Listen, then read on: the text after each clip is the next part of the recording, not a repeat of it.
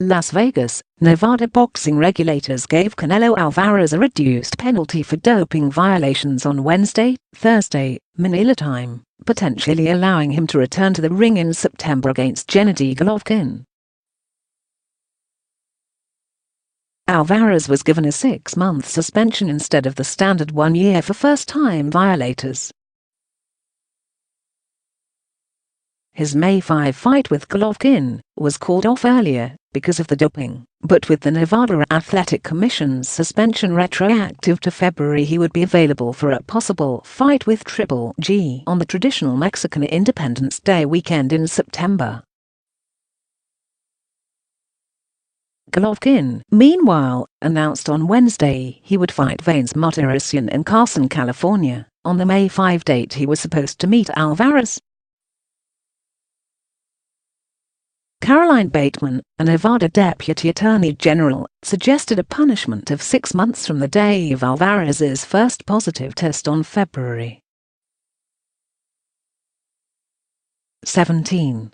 She said Alvarez also must undergo drug tests, but added no fine was recommended because past fines have been based on future purses. Bateman said during the commission meeting that Alvarez has been cooperative since testing positive, which was a contributing factor in handing down a punishment less than the standard disciplinary sanction of 1 year. The only input from the Triple G side, because we feel Triple G is the most damaged person in the situation scrambling to save the May 5 date. It would have been nice to see Canelo getting a fine, said Golovkin's promoter, Tom Loeffler, who attended the hearing. But we respect the commission's ruling. Alvarez wasn't present at the meeting. I hope he's learned a lesson, that he is responsible with what he puts in his body, Commission Chairman Anthony Monell said. And I hope to see him fighting in Nevada soon. If he follows the agreement as it's laid out, then he would be able to come back and fight like any other fighter. Alvarez was supposed to face Golovkin for his unified middleweight title next month at the T-Mobile Arena in Las Vegas, but the fight was called off after the commission issued a complaint against Alvarez for testing positive to the banned performance-enhancing drug clenbuterol in his hometown of Guadalajara, Mexico. The fight would have been a rematch of their bout last September, where Alvarez got a controversial draw in a fight many thought Golovkin had clearly won. Alvarez blamed contaminated beef in Mexico for his positive test, and vowed to plead his case before the commission. But with Alvarez suspended because of the positive test, and so little time between the hearing and the fight, promoters decided to cancel the bout.